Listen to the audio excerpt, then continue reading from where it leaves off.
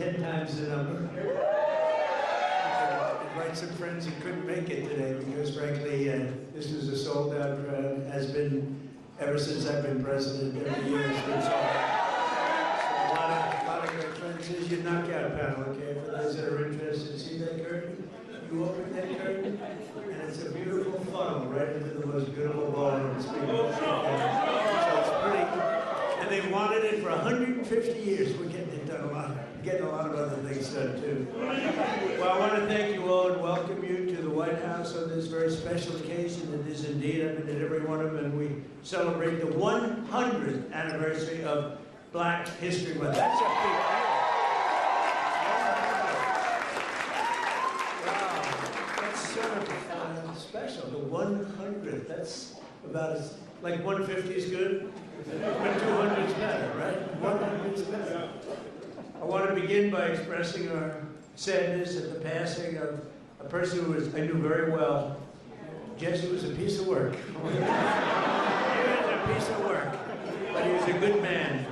He was a real hero, and I just want to pay my highest respects to Reverend Jesse Jackson. He's a good man. He's actually, as you got to know him, you got better and better all the time. A lot of people, you get to know them, they get worse and worse. Jesse got better and better. But I knew him well long before becoming president, and he really was special with lots of personality, grit, and street smarts. You would say Jesse had serious street smarts, right? Yeah. Very important ingredient to life, I will tell you. He was gregarious and someone who truly loved people and a force of nature. He was somebody that we're going to greatly miss, and on behalf of everyone here today, I know you join me in sending our condolences to the entire family. Great family. We're also honored to be joined this afternoon by many exceptional African-American leaders and patriots, including Secretary Scott Turner. Where is Scott? Will you come up here, Scott? He was recommended by somebody who's very special to me, Ben Carson. Ben Carson. Where's Ben? Come on up here, Ben. Come here. I gotta get him. And his wonderful wife, Candy. Candy, I'm gonna steal Ben for a second because, you know, Ben recommended Scott. And when Ben recommends somebody, I just do it. Did I make a good decision? Be careful. Don't fall, Ben. If you fall, that's the end. You can never recover from a fall. You can make the greatest speech ever, but if you fall, my predecessor taught me that. So is Scott doing a good job there? Come on, say it. One of the reasons I was so high on Scott Turner is he was really the driving force behind the opportunity zones. It doesn't get nearly the attention that it should, but it was because President Trump realized that the best way to get things done is through public-private partnerships and have everybody with skin in the game. And it is working, as are all the other things that he's been recommending. And at some point, the mainstream media will recognize that you don't politicize everything. You open your eyes and your ears, and you look and you see what works, and you deal with that. But the best thing about Scott, he's got a lot of energy. You know, I'm an old man now. I'll be 75 on my next birthday. I'm not like President Trump. He just goes forever. No one else is like that. But Scott Turner, we call him the Energizer Bunny, and he is doing a fantastic job. And I want to congratulate all the people at HUD because most of them have come back and continued with what we were doing during the first Trump term, and it's fantastic.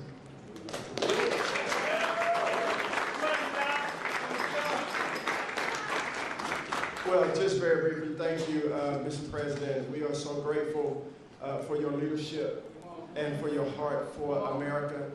And Dr. Carson, who is a tremendous just leader, servant leader, and been a great mentor to me. And I never thought that I would see the day where I'm standing between the president and Dr. Ben Carson. That's pretty cool. Yeah.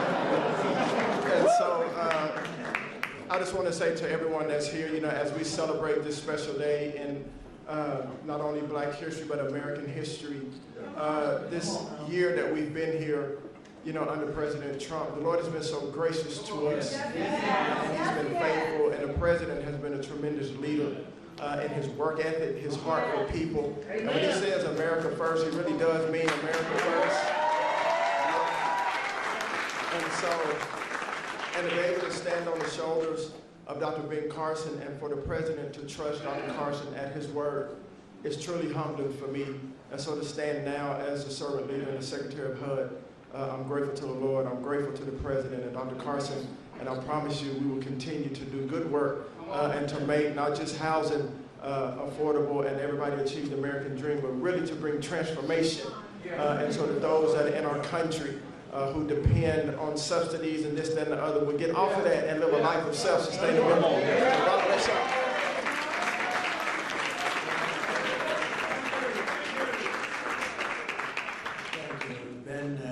Mentioned opportunity zones. We did that, and I want to thank Tim Scott because he really, that was his baby. That was his baby, and he did a great job with it. We appreciate it, and again, Candy, thank you very much for being here. Special woman. Ben's getting the Presidential Medal of Freedom. That's the biggest. It's the highest award you can have outside of the Congressional Medal of Honor. But it's better because, you know, a lot of people get the Congressional Medal of Honor, they're not around. You get them, they're not around. Whereas we don't have to go that far, generally speaking. But it's the highest award, civilian. And then you have the matching is the Congressional Medal of Honor, both tremendous. So Ben, I'll be seeing you back here pretty soon, I think, and you're going to get the award. You'll probably fill up this room. I said, we'll do it in the Oval Office. He said, sir, it's not big enough. I said, so we're going to do it right here, okay? All right. I'd like to also thank Senior Counsel to the Assistant Attorney General. He's a fantastic man. He's been my friend for a long time, Leo Terrell. There's no better. We have time, right? Do we have time? Yes? Anybody have to go? Like, come on up here, Leo. This guy, he says it like it is. I like it.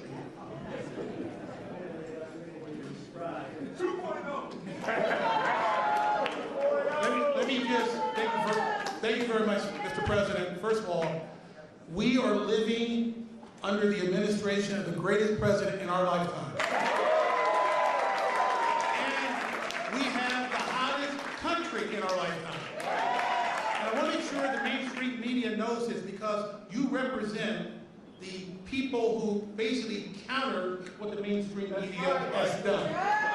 President Trump was the president who fully funded historically Black colleges and universities. President Trump took the lead and performed criminal justice reform. President Trump made sure that we had opportunity zones. Let me close by saying this. This country is at a crossroads, and we have the right president at the right time. Yeah. And if you want school choice, like I know you do, President Trump wants it. If you want a law and order society and secure borders, President Trump wants it. And more importantly, I say this because this is the greatest country on the planet. American citizens should decide American elections. Vote to say that.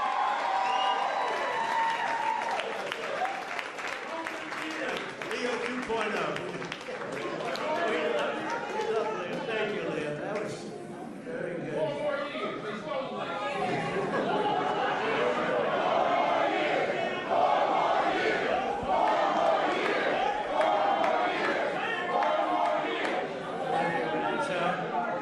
He's a special guy. I watched him on Sean Hannity a long time ago. He used to be a Democrat, you know. Leo was a Democrat. That's a long time ago, right? Can you imagine you were a Democrat? I can't imagine. You see him with Leo 2.0 up in the hat. We love him. He's a great man, actually. General Counsel for the Department of War Earl Matthews, that's a big deal. Thank you, Earl. I see Johnny over there with a great book. How is the book doing? Good? What a great person you are. Great book. White House Pardon Czar. This is a big job. This is a big job. Alice Johnson. Alice? Where's Alice? What a sweetheart. I met Alice and she was incarcerated for what some people would say today is not even a fine, right, Alice? It's not even a fine. And I said, how long has she been in jail? 22 years. I said, 22 years. And right, Alice? And come on up here, Alice.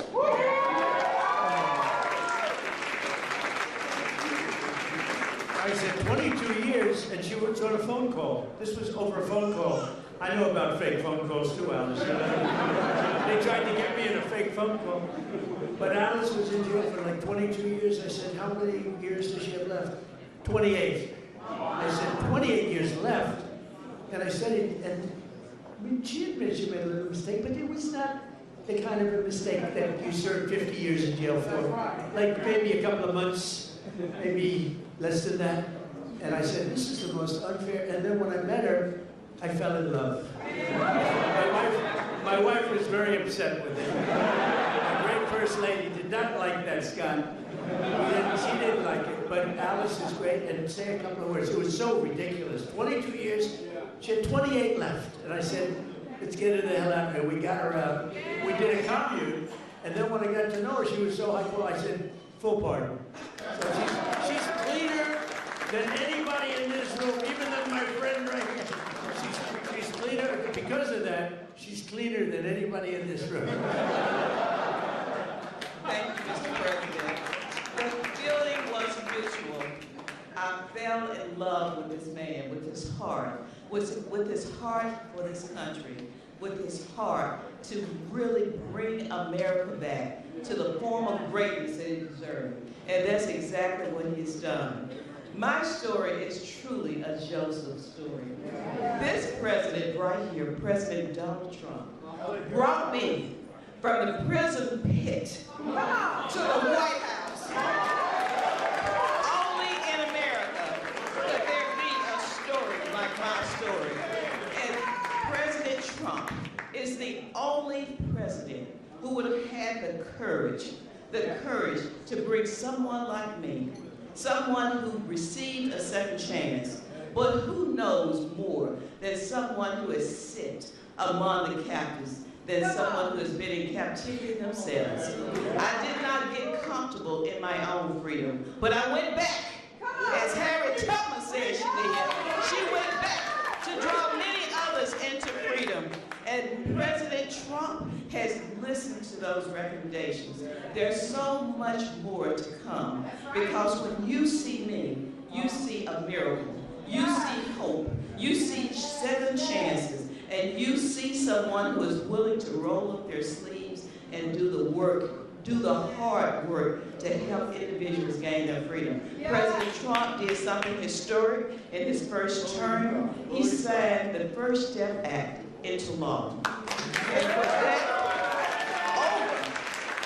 over 40,000, and that number is low, over 40,000 individuals have come home to their families early. And you know, many of those were Black Americans who had no hope. This president right here, as you look out upon this sea of Black Americans, this president hears you. This president cares for you. Don't let anyone tell you that this president right here, Donald Trump, is not for Black America, because he is.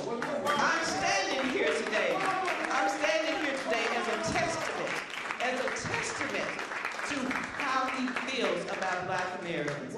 There has never been a position like this. I don't know if there ever will be before, but I worked with him in his first term, and I'm proud to now officially have the title to make it happen.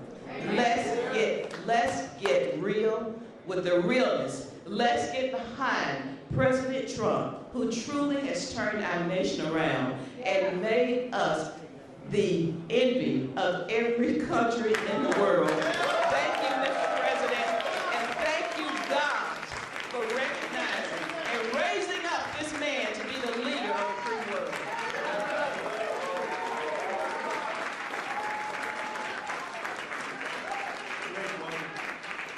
You know, when I was looking for a pardon person, a pardon czar, they gave me somebody from Harvard, somebody from Yale, somebody from Princeton, somebody from Penn, somebody from Stanford. And I said, do you know anything about it? Well, we can learn. When I met Alice, I said, she's better than these people. And she's done a fantastic job. You know, I said to Alice, I said, so I'm looking for people like you to let out. How many people are there like you? She said, many. I said, many? In jail. Think of it, 22 years she was in jail, and she had 28 years to go on a phone call. You admit you did a little something wrong, right? But it was like, okay. It wasn't 50 years.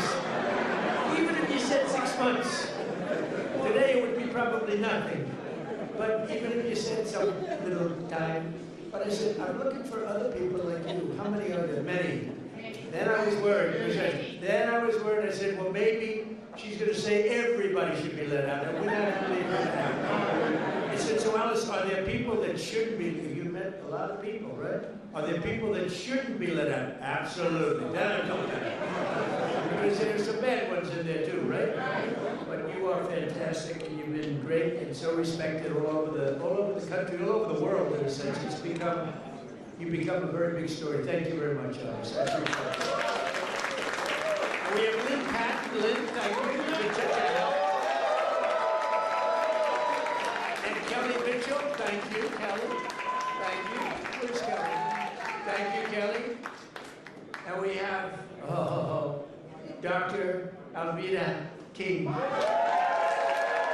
Thank you, darling. Thank you. You've been with me from day one, right? From day one, she's been there. She's been fighting for me, and I fight for her. I don't have to do too much fighting for her. She takes care of herself. Thank you. Thank you. We can say Merry Christmas, right?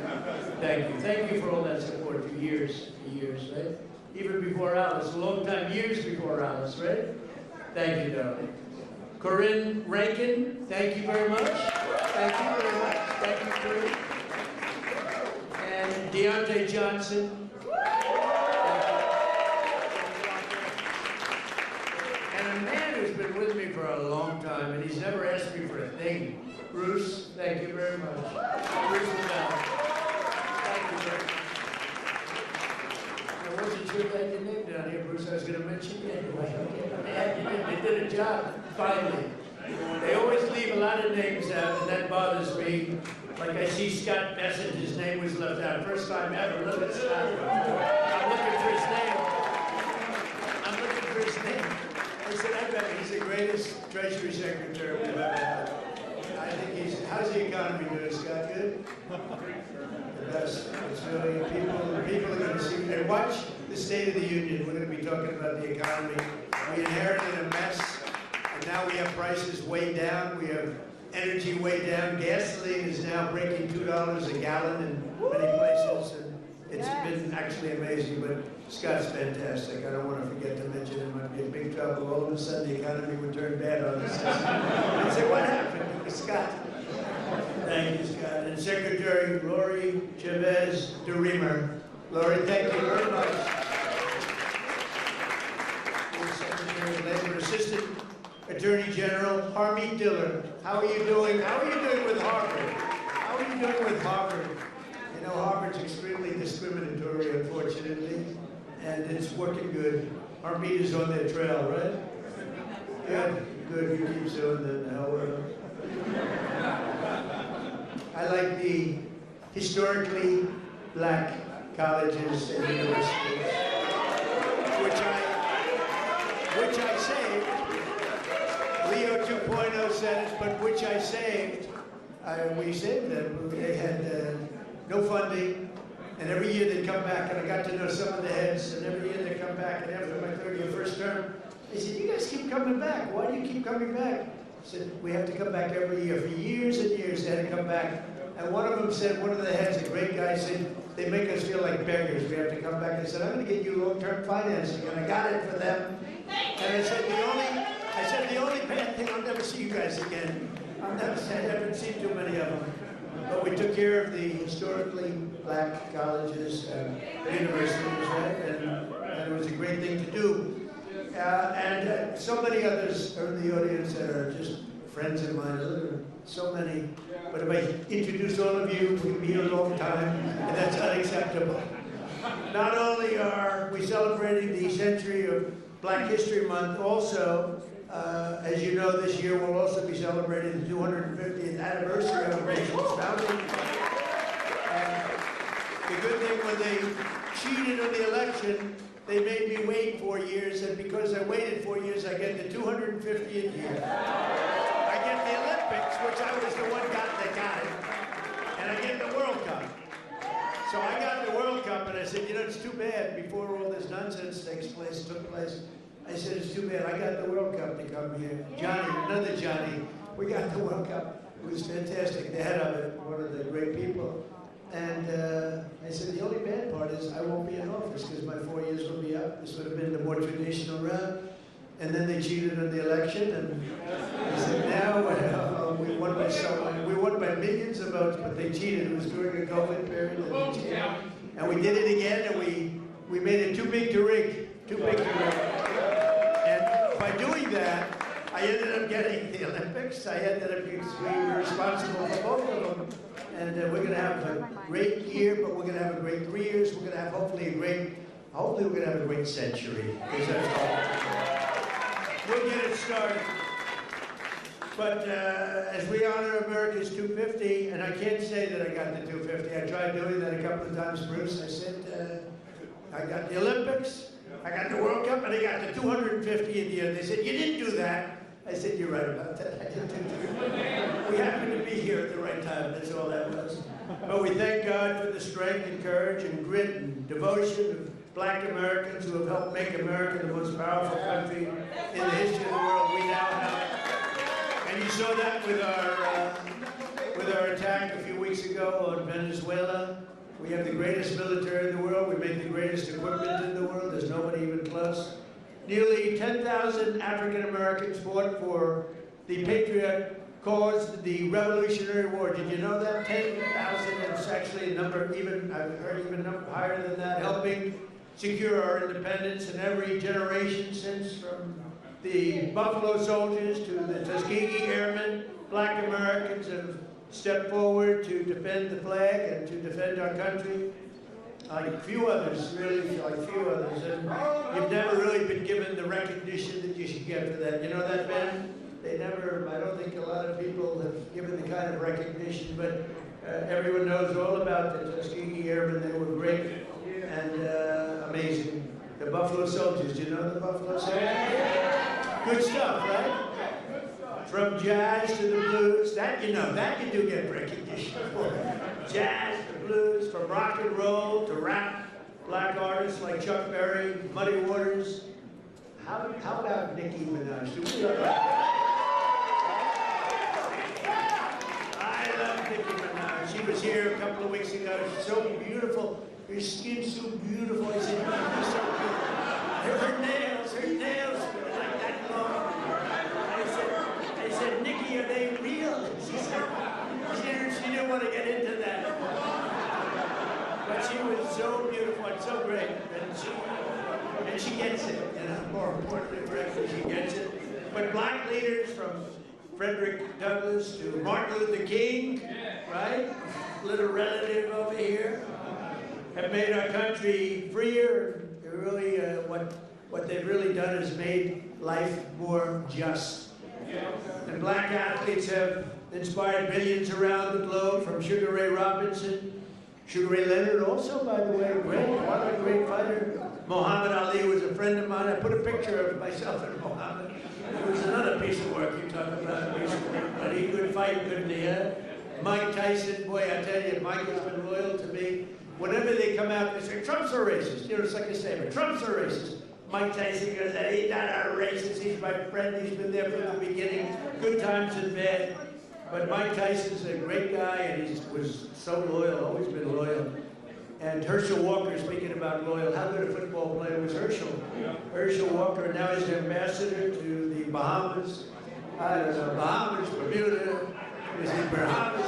Whatever. It's a nice place. You'd like that, Bruce, wouldn't you? Bruce wants it.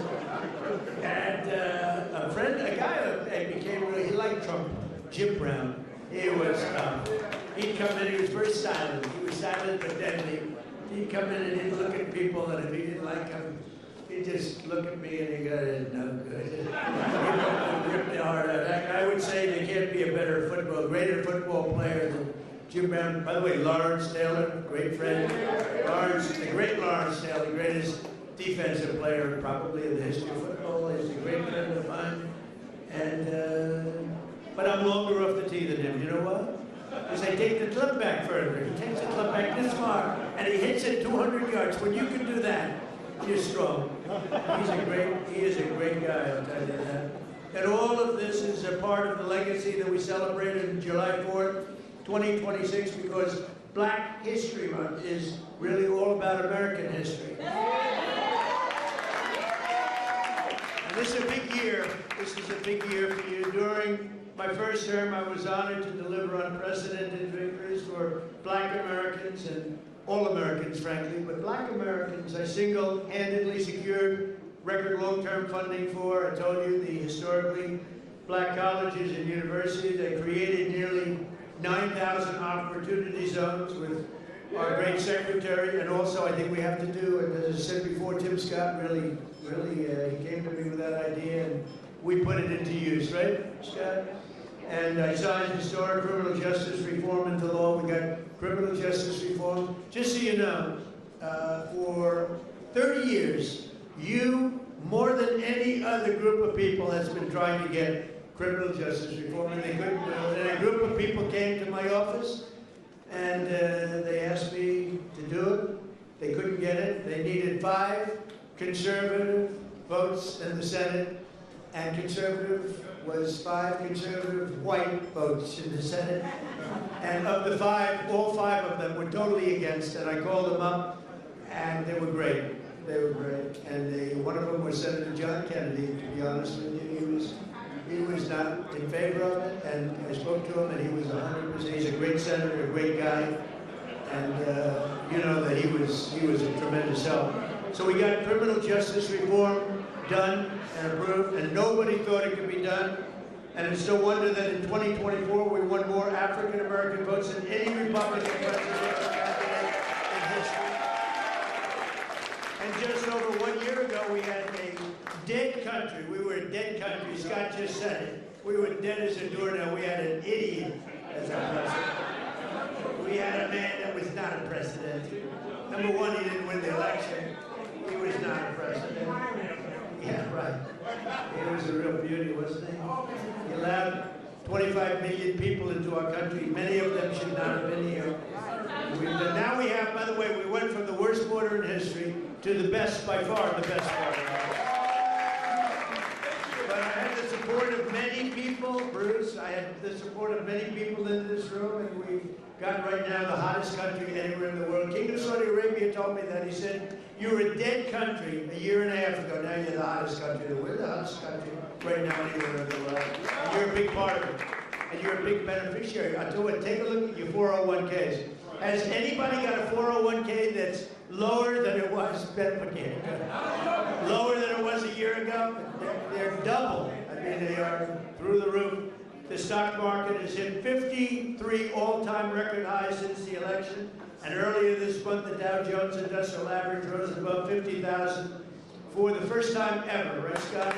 First time ever. And also, you know, they don't talk about this, the S&P broke 7,000. So when I got elected, they said, for the S&P to break 7,000 within 4 years would be a great achievement for the president. And for the Dow Jones to break 50,000 would be a great thing, but it's not possible. They were talking about it in 4 years. Scott, they said in 4 years it would not be possible to break 50,000 or 7,000 under these two very important, call them a metric. Metrics. And you know what happened? We broke it before the end of my first year. So we did something. So they said we couldn't do it in 4 years. We did it in 1 year. More Americans are working today than at any time in American history. So we have more Americans right now working than at any time. And you know, when I see this stuff, I get the fake news back there a lot of it. Thank you. Sometimes we have to be very careful because they actually know it's not pretty, Leo. We have to get Leo in the DOJ involved. But think of that, Leo, think of that. More Americans are working today than any time in history. And since I took office, African-American employment has increased by 182,000, the highest jobs. 182,000, nearly 500,000 black Americans have rejoined the labor force since we took office. 500,000 wages for workers have increased $1,000, $2,000, even $3,000, and even sometimes, in some cases, $5,000 a year. That's faster than inflation, so wages have gone up at a much faster clip than inflation. We took over the worst inflation in the history of our country. They say 48 years or 49 years. I said that, you know, I said inflation under Biden went up more than at any time in the history of our country. They said, he's not right about that. It's 49 years. I said, all right, I'll accept that. Actually, I think it sounds worse for me. I think for some reason, because when you say the worst ever, but when you say the worst in 49 years, I'll take that, right? The fake news got me in that one. I think I was right, by the way, but I'll accept 48 or 49 years. But for the first time in many years, 100% of all net job creation is going to American-born citizens. Think of that, 100%. And in the last administration, it was going mostly to illegal aliens that came in, many of them murderers and others. Last summer, we passed the largest working-class tax cuts in the history of our country. That includes no tax on tips, no tax on overtime, no tax on Social Security for our great seniors.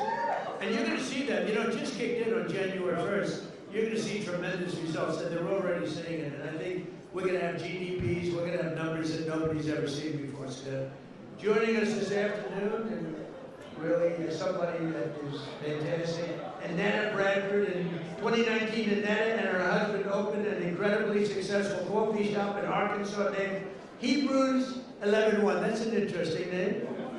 No one thinks that the no tax on tips matters. Well, it does matter. It matters a lot to Annetta. And she was able to grow her business just in a short period of time and hired more employees. And she's making a fortune. I'd like you to give some of the people in that room some of that money, Annetta. She's making a lot. And then, come in. Arnetta, come, where are you? Arnetta, come on up here, Arnetta.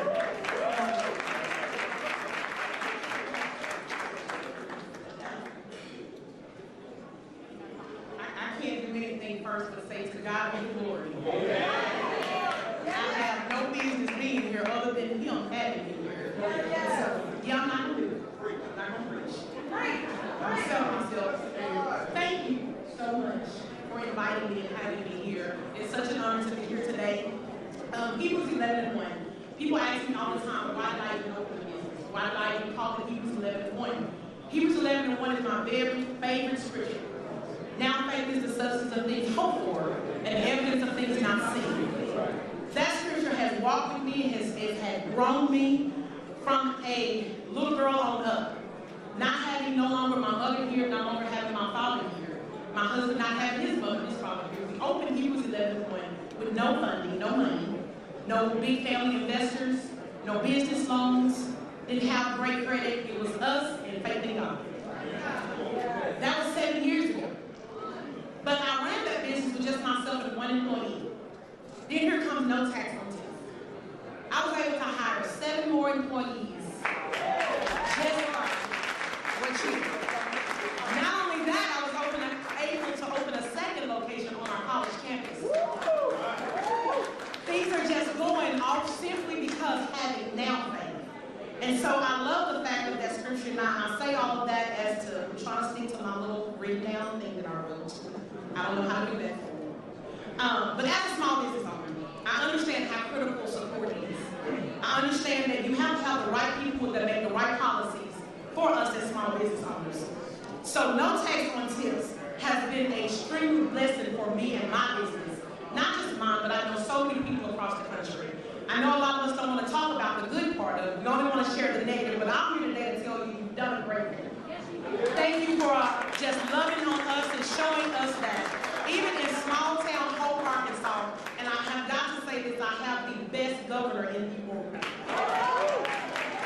I don't only just call Sarah my friend, I call her my sister. And so that's why I am here today to just tell you that no tax on tips has been an amazing blessing for me. President Trump has been an amazing blessing for me. And at the end of the day, Jesus has been an amazing blessing for me. I love you guys and thank you so much. And I am a youth pastor, but I will not preach on today. I love y'all. Thank you so much.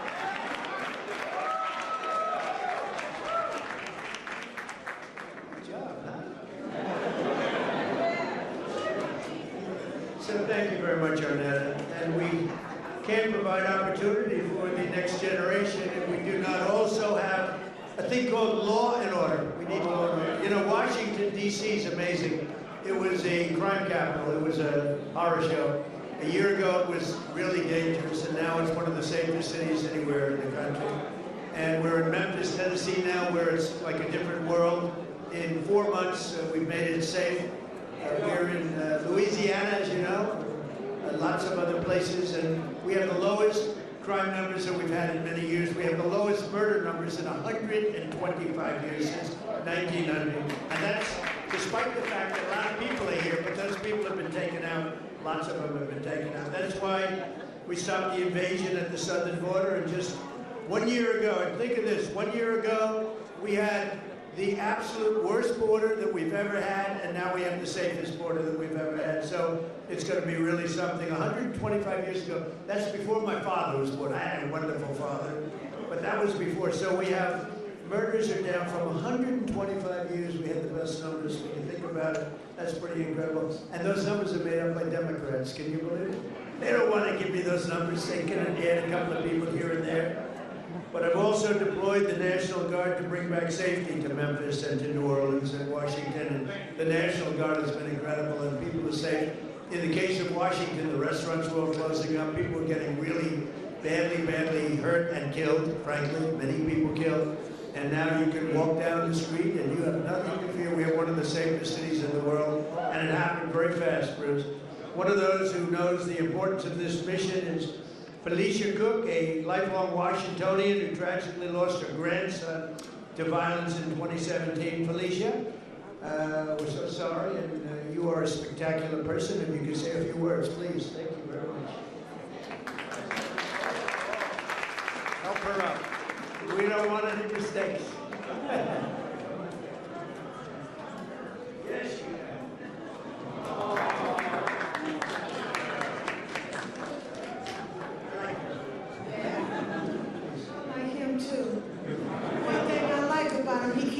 just like Grandma. I appreciate that because I can trust him. He tells exactly how he feels and what he wants. Thank God for this president. I am filled, my cup runneth over. Because he allowed his constituents, his people to come to my house to interview me, to talk about the murder of my grandson. It seemed like nobody cared. I'm an advocate for murder. I marched. I rallied. I pulled out other families in the District of Columbia that had murders and did not have answers. Ooh. We marched and we rallied, and nobody heard me, Democrats. Get mad at me. Until this Republican sent his constituents, his people out there to interview me in my home. Have you ever heard of a thing? Then they invited me twice before Congress to testify for the beautiful bill that's going to change crime in the district. If you kill somebody, okay, you take a life, you do life. Just that simple. If you do a harsh crime, you do harsh crime. Just that simple. And if we need National Guard, and which we did years ago, he brought it on. don't want to hear nothing you got to say about that racist stuff. And don't be looking at me on the news, hating on me because I'm standing up for somebody that deserves to be stand up for. Get out the man's back. Let him do his job. He's doing the right thing. Back up off. And Grandma said,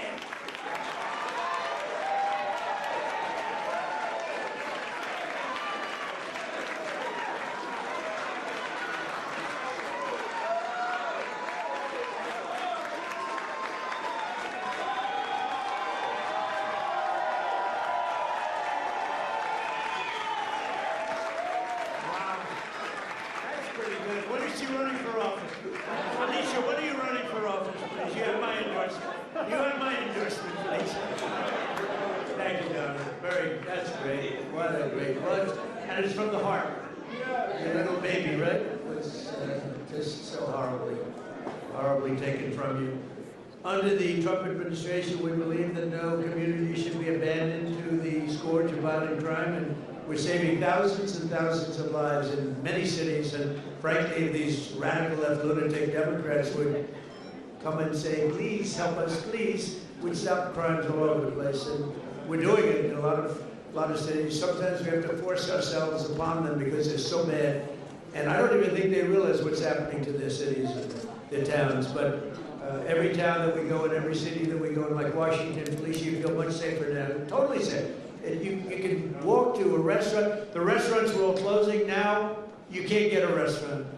And the bad news is you can't get into a restaurant. But it's a great thing to see what's happening in Washington. It's like it's a hot place, and hopefully people will be coming in record numbers. I know we need a little help. You need help in Atlanta. He just. You're right, Atlanta. We could take care of Atlanta. I'll tell you what, you ought to get them to call me. We could take care of Atlanta so fast.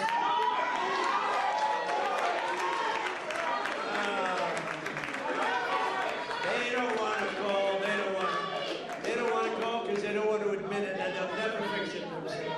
Don't forget, we move people out. We don't just go in and be tough guys. We move people out. We take career criminals and we get them out. We bring them back to the country from where they came. And think of it. 90% of the crime is caused by 2% of the people. So when you get the criminals out, you solve a lot of problems. Another way that we're fulfilling our duty to the next generation is the single biggest thing that's happened having to do with schools and education. It's called school choice in our great, big, beautiful bill. Our beautiful bill, which really covers 4 years. We put it all together. That's why we call it the Great Big Beautiful Bill. This will help millions of African-American children and ensure that no child is condemned to a failing government or a horrible school. And we have a person here who's fantastic on this subject. Greta, would you please come up? Please, Greta, come on up. And her beautiful daughter.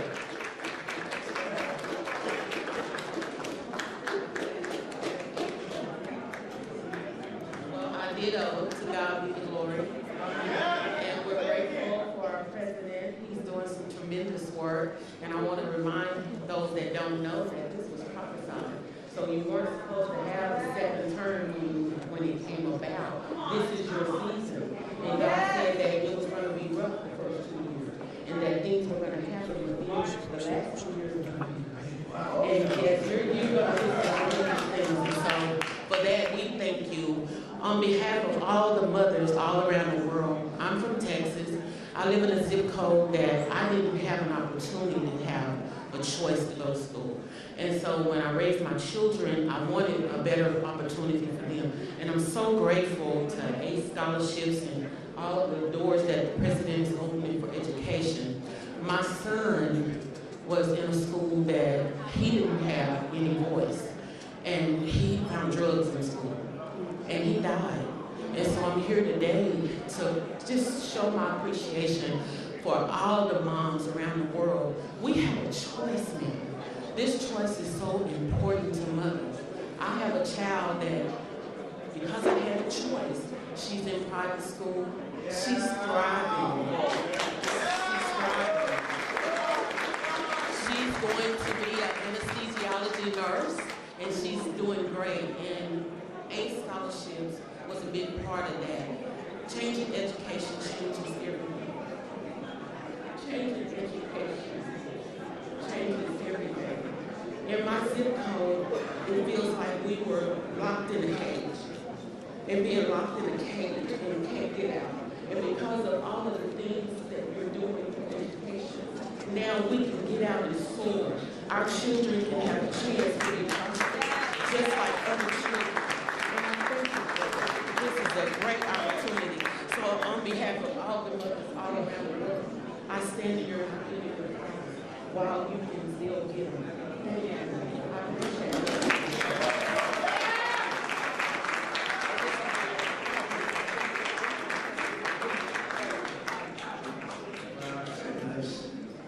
Thank you very much. Thanks, Greta.